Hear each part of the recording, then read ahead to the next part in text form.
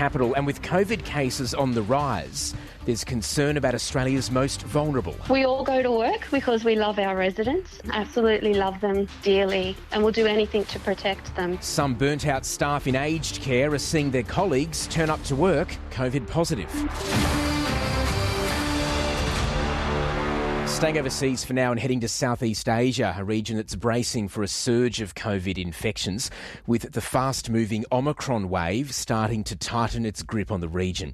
Thailand has raised its COVID alert level. Singapore, it's expecting a much bigger surge in comparison to what it saw with the Delta outbreak. Dr. Hsien-Hsien Lei is the CEO of the American Chamber of Commerce in Singapore and a professor of epidemiology at the National University of Singapore. We've seen the virus make its way around the world, and we now understand its pattern of behavior. But what we are seeing new is the number of mutations in the spike protein on this virus. What does that mean?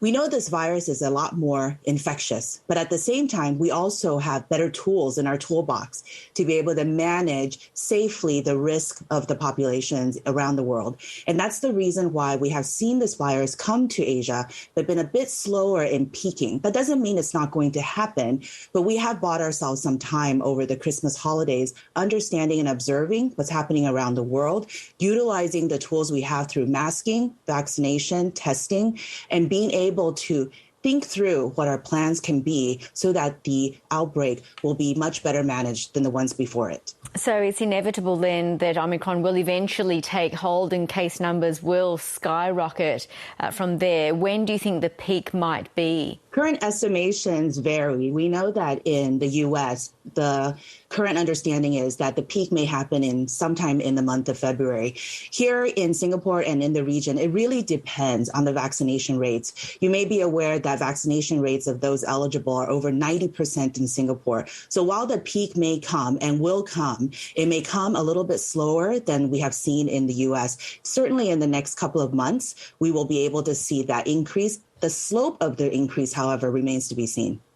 What unique challenges do Southeast Asian countries face compared to, say, Australia or the US? Southeast Asia countries are an amazing group of countries because they're so diverse, but they're also, the borders are right up against each other. And so unlike countries like the US, where on the west side and on the east side, they have oceans, here in Southeast Asia, many countries are right up against each other. So when you think about travel, when you think about the movement of people, it's not necessarily as easy to manage. And so Southeast Asia also, with its higher population density and the way our cities are built, we need to be a lot more mindful about how to safely manage the distancing requirements to be able to reduce infections and also think about vaccinations and testing. Epidemiologist Dr. Hsien-Hsien Lei there speaking with Yvonne Yong from Singapore.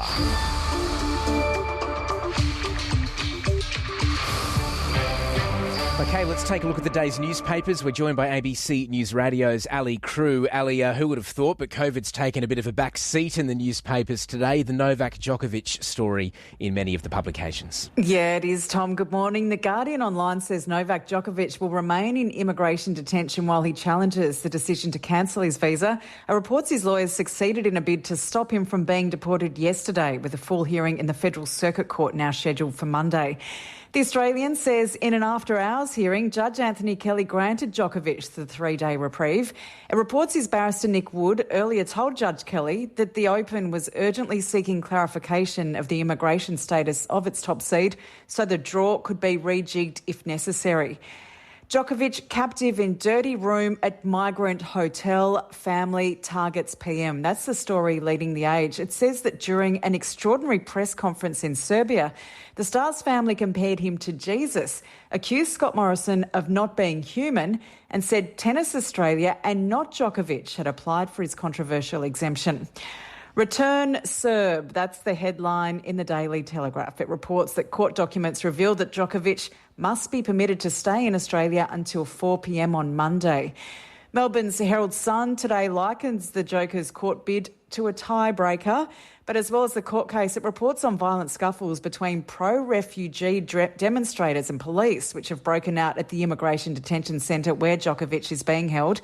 It says police moved in on the demonstrators who gathered outside the Park Hotel in Carlton about 9:30 p.m. last night. and that 2 women from the pro-refugee crowd spend hours on top of the hotel's awning holding a banner reading "Abolish detention centres." And ABC News Online reports that Australian Border Force officials are investigating another foreign tennis player and an official who were also granted medical exemptions by Tennis Australia. It says that late yesterday, an ABF spokesperson confirmed that documentation provided by another 2 individuals who recently travelled to Australia was also being examined to determine if they meet entry requirements for unvaccinated arrivals. Return Serb, I love it. COVID is still the other big story dominating today, though, Ali. It is, Tom. The Financial Review says the surging number of Omicron cases is causing unprecedented disruption to businesses during a non-lockdown period, as industries from retail to hospitality are forced to shut down or scale back operations because their workforces are being decimated by staff falling sick or isolating. A report's Treasurer Josh Frydenberg described the workforce and supply chain problems caused by isolating staff as a key issue, as businesses across the eastern states are forced to close, reduce their hours or limit their service offerings. The Sydney Morning Herald reports the New South Wales government is preparing to announce a major reversal on COVID restrictions by shutting nightclubs, pausing major events and some elective surgery. The NT News leads with "No jab, no jog." It reports the Territory Government has introduced tough new lockout rules, which means the unvaccinated can't go to work or even exercise outside. And the Mercury today says Tasmanians who return a positive rapid antigen test result will have to register their positive status with public health officials. OK, anything else catch your eye this morning? News.com is reporting that one person has won the $60 million Powerball jackpot. Wow. I don't think it was me. It says that after a few missed calls, the winner, a Brisbane man in his 30s, finally picked up the phone to discover he was $60 million richer. It quotes the winner as saying, "Mate, this is bloody unreal," and that the money will help a lot of people. He said, "I can buy my first house, help family and friends and have plenty of holidays." It's the dream. Ali Crew, thank you very much. Taking a look at the day's newspapers for us this morning. What matters to you? Definitely my family's safety. What affects you? right now, it's COVID. Exams. Lockdown. Health. Access to trusted news. What inspires you? Breakthrough. Science. Family. Energy. Music. Vaccine. Home. Heroes. Future. Stories matter. Trust matters. What matters is you. And what matters to you matters to us. ABC News on your TV, radio, iView or the ABC News app. Thanks for joining us. It's time for sport now with Daniel Garb. And believe it or not, it's not all just about Novak Djokovic today. Let's take a closer look at the 4th Ashes test at the SCG. Where does it all lie right now? Morning, Thomas. Australia is in full control and England has, hopefully from their point of view, a big day of batting ahead to try and wrestle back some control of this test match and restore some pride in the series. Let's get a wrap of what was an excellent day 2 of action from Jim Maxwell. Usman Khawaja's 9th Test century, his first for 3 years, guided Australia to a powerful 8 declared for 416. Khawaja made 137, sharing a century partnership with Steve Smith, who made 67, one of 5 wickets to Stuart Broad. A side strain took Stokes out of the attack as England battled for wickets against the lower order, Stark making 34 and Lyon a cameo 16 not out. England wobbled to 13 without loss, Crawley being reprieved by a Stark no ball after he was caught at slip. So into day 3, it's Australia 8 for 416 versus England none for 13. Jim Maxwell, ABC Sport. Good on you, Jim. Daniel Garb's with us. Dan, a special moment really for Usman Khawaja yesterday, who many people had perhaps written off. Yeah, and understandably so. I mean, it was a 2.5-year absence from the team for him, and he made his 9th Test century in typically a beautiful style. He was dropped in the slips on one occasion, but other than that, he looked fantastic at the crease. And yeah, I mean, it makes sense that people wrote him off. He's 35 years of age now. He had a number of chances in the team and did well on many occasions. He averages over 40 at Test cricket, but struggled against the short ball at times and perhaps looks a little bit laconic. And a number of people, Thomas, most people in this country grew up at a time when, there's a plethora of young batsmen coming through. And if you didn't quite nail your opportunity when you got it, well, it was time to move aside and give one of those talented youngsters a chance who would be making lots of runs at Shield level. But times have changed. There isn't that massive group of players making a ton of runs at Shield level anymore. And so you go back to the well a little bit. They've done it with Shaun Marsh, they've done it with Mitch Marsh in recent times, and now Usman Khawaja. And you have to go with form. His Shield's escapades had been excellent, and he deserved another chance at it. And he backed up those claims, of course, yesterday. So that was great to see. Yeah, and just looking ahead, it seems there's a bit of a selection dilemma ahead now, isn't there, for the fifth test? Yeah, and I guess for future tours or for the next tour for Australia. But firstly, the fifth test in Hobart, what do the selectors do? Because Travis Head will return from the positive COVID case. So can you drop Usman Khawaja after his century yesterday? It's going to be hard to do that. Cameron Green's in at 6 at the moment. He's bowled beautifully in the series. He's hugely talented. You can understand why the selectors want to persist with him, but he's struggling with the bat right now. He can't really get a score going, and he's got some deficiencies there. So they've got a big dilemma. Do they drop the youngster in Cam Green, give him a rest, and put Usman Khawaja at 6 and bring Travis Head back in, or does Usman Khawaja miss out after making a century in Sydney? It's going to be an interesting one to watch. They may want Cameron Green there as well to help the bowlers out at the end of a long series as well, because he has bowled beautifully. And maybe they don't want to dent his confidence either, considering how bright his future is. So that's going to be an interesting one to watch. Khawaja could miss out after making a ton. Yeah, look, in the meantime, though, a big day ahead for the batting English batsmen. Yeah, I mean, they've been so paltry this series. We know that, especially at the top of the order, the openers, Hamid and Zach Crawley, of course, who edged one yesterday, but Mitch Starc overstepped the line and it was a no ball. So a bit of a reprieve for him, as you heard from Jim Maxwell before. But they need to just get through this first hour without losing a couple of wickets, which is easier said than done. They've struggled with that all series long. If they can give Joe Root some protection, then maybe England can post a score today and we can have a competitive test match. Even the most ardent Australian fan, Thomas, just wants to see some competition here in Sydney and a test match that goes for 5 days. I think everyone would revel in that. So hopefully the English batsmen can have a bit of a backbone about them today and make it tougher for the Australian bowlers to rip through them. We'll wait and see. Daniel Garb, thank you very much. Back in half an hour with more sport. Stocks wobbling in afternoon trade on Wall Street. The Dow Jones down 1/3%. Different story locally. The SPI 200 up 1.2% or 91 points in futures trade. The Aussie dollar 71.6 US cents. To the weather, for Brisbane, showers a top of 27 today, 26 now. In Sydney, a shower or two and 28, currently 23. For Canberra, a few showers and storms, possibly heavy in the national capital, and 25. It's 18 now. Humid and a possible storm in Melbourne, and 29. Currently 22. For Hobart, rain and a possible storm, a top of 25, 17 now. Showers in Adelaide and 23. It's also 17 at the moment. Sunny and 38 in Perth, currently 22. And a possible late shower or storm for Darwin, a top of 34. It's 24 now.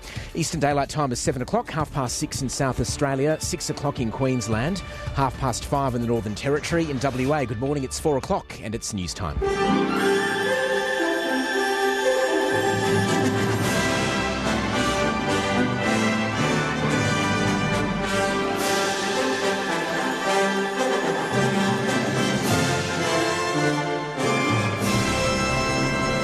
Good morning, Kerry Worthington with ABC News. Serbia's president has again called on Australia to release Novak Djokovic after Border Force detained him for not meeting entry requirements. Europe correspondent Isabella Higgins reports. The Serbian tennis star is being held in immigration detention while his lawyers mount a court challenge against his visa cancellation. The athlete had previously been granted a medical exemption against being vaccinated for COVID-19 to play in the Australian Open.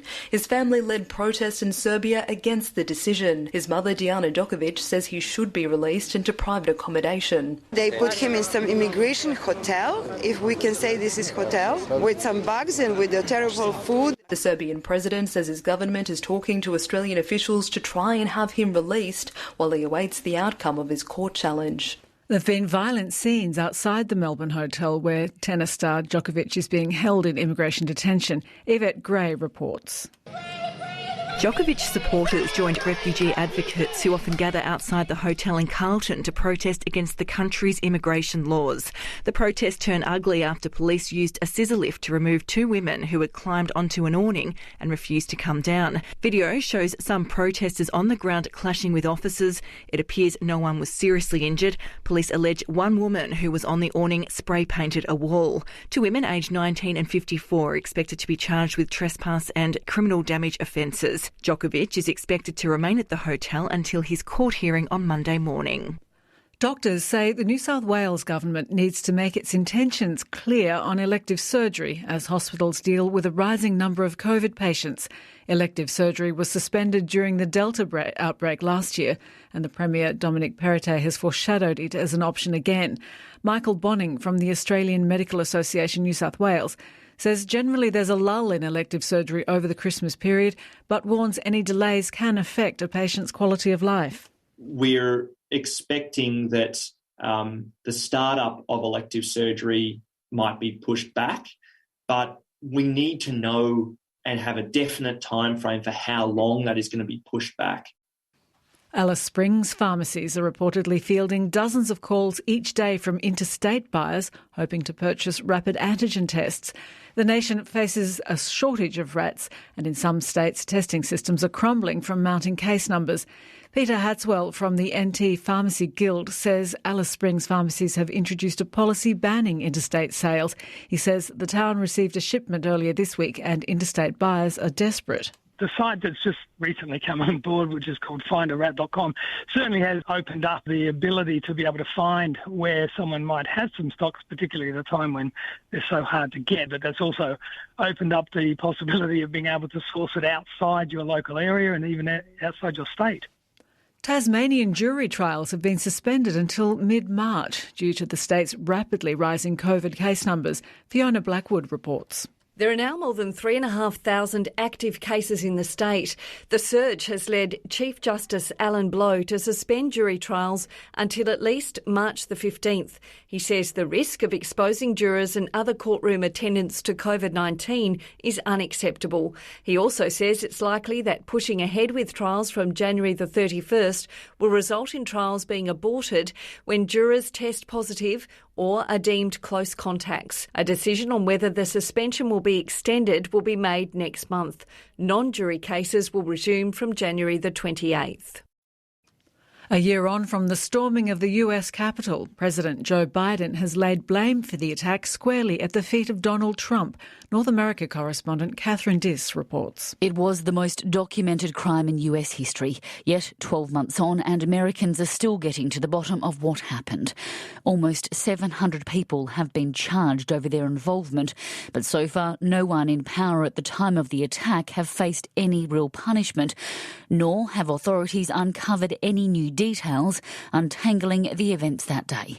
In his most vehement attack on the former president, Joe Biden has accused Donald Trump of waging an undemocratic and un-American attack on the legitimacy of the election system, saying he and his allies placed a dagger at the throat of American democracy. You're listening to ABC News. Tense demonstrations that have so far killed dozens of protesters and 18 police officers in Kazakhstan's largest city have continued overnight.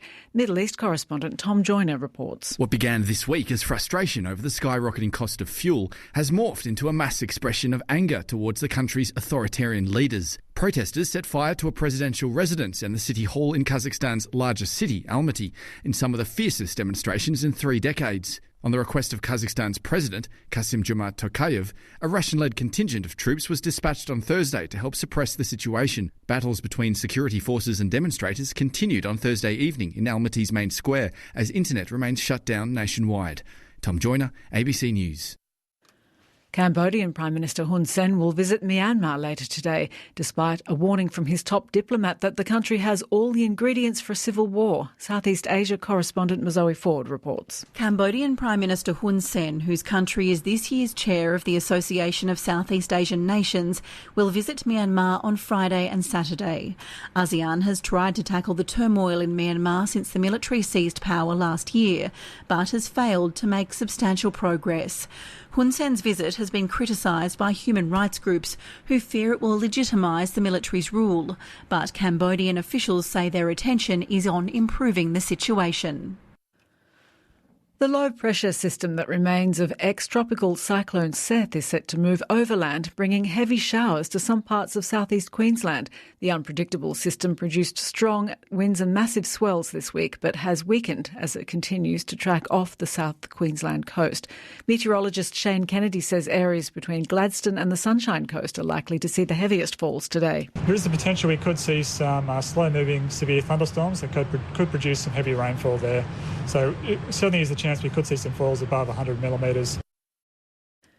The State Emergency Service in Victoria has warned more damaging weather could be on its way for the west, north and east of the state.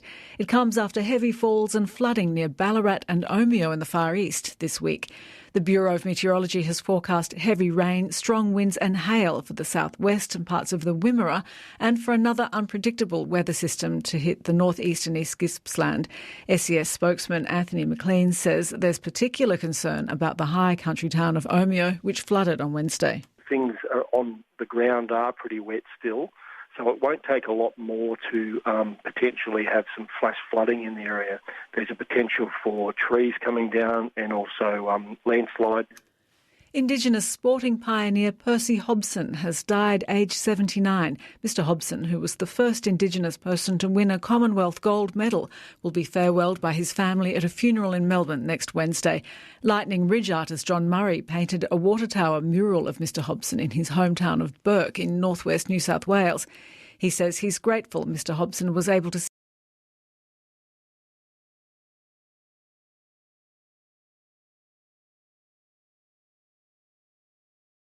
World in 60 seconds, it's Lauren Benito with a BBC Minute. Novak Djokovic is receiving humiliating treatment in Australia, where he is fighting deportation. That's what his dad is saying. He claims the tennis star's wallet has been confiscated and that he couldn't change his clothes at the immigration detention centre where he's being held. Tear gas has been fired at crowds in Sudan and 3 demonstrators are reported to have been killed. There's fresh unrest in the capital over military rule. Violent clashes have been continuing into the night in Kazakhstan's main city, Almaty. That's despite the government announcing it's restoring vehicle fuel price caps for 6 months. In COVID news, the World Health Organization's given an update on just how quickly cases are rising across the globe. They increased by more than 70% in the past week alone. Tech to finish, Spotify is adding a new feature that will allow clickable adverts to come up in the app when an audio advert appears when you're streaming a podcast, a bit like a 2022 version of a pop-up. They've named them call to action cards. 1959. BBC Minute.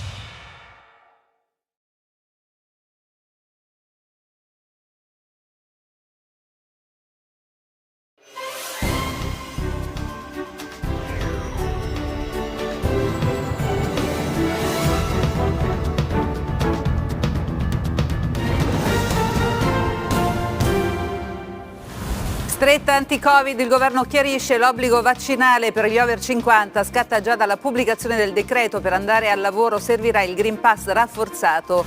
I presidi chiedono di posticipare il rientro a scuola, meglio 2 settimane di DAD per dare tempo agli studenti di vaccinarsi, dice il presidente Giannelli a Sky TG24. Quasi 220.000 nuovi contagi in Italia, il tasso di positività sale al 19,3%, ospedali sotto pressione per l'aumento dei ricoveri, da Napoli a Palermo si moltiplicano gli allarmi. Un anno fa l'assalto a Capitol Hill, Biden non nomina Trump ma nel suo discorso accusa per la prima volta nella storia un presidente ha cercato di rovesciare libere elezioni. Kazakistan nel caos, sparatorie in strada tra polizia e bande armate, almeno 18 agenti uccisi, oltre 2.000 arresti, truppe russe nel paese per reprimere le proteste. Djokovic presenta ricorso contro l'espulsione dall'Australia, lunedì il verdetto, il padre del tennista attacca, lo hanno crocifisso come Gesù, è uno Spartacus del mondo libero. La Serie A riparte a singhiozzo, vincono in trasferta Cagliari e Verona, pari tra Lazio Empoli e Sassuolo. Genoa ora in campo Milan-Roma, rinviate 4 partite per a disposizione delle ASL. Stasera torna Masterchef, appuntamento alle 21:15 su Sky 1. Alla corte di Barbieri, Cannavacciuolo e Locatelli, gli aspiranti chef si misureranno con nuove prove ai fornelli.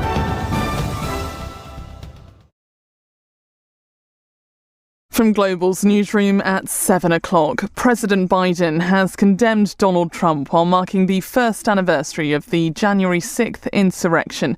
5 people died during violence at the Capitol building last year. Biden has accused his predecessor of putting his own interests ahead of his country's while spreading a web of lies. LBC's Washington correspondent Simon Marks says the White House clearly has political motivations. This speech was as much about condemning the events of a year ago and the utter abnegation of Donald Trump's leadership as it is about defending the legitimacy of Joe Biden's own administration. He's trying to smother any efforts that Donald Trump intends to make to control the presidential candidacy of the Republican Party in 2024. In response, Donald Trump has accused Biden of using political theatre to distract from his failures. Boris Johnson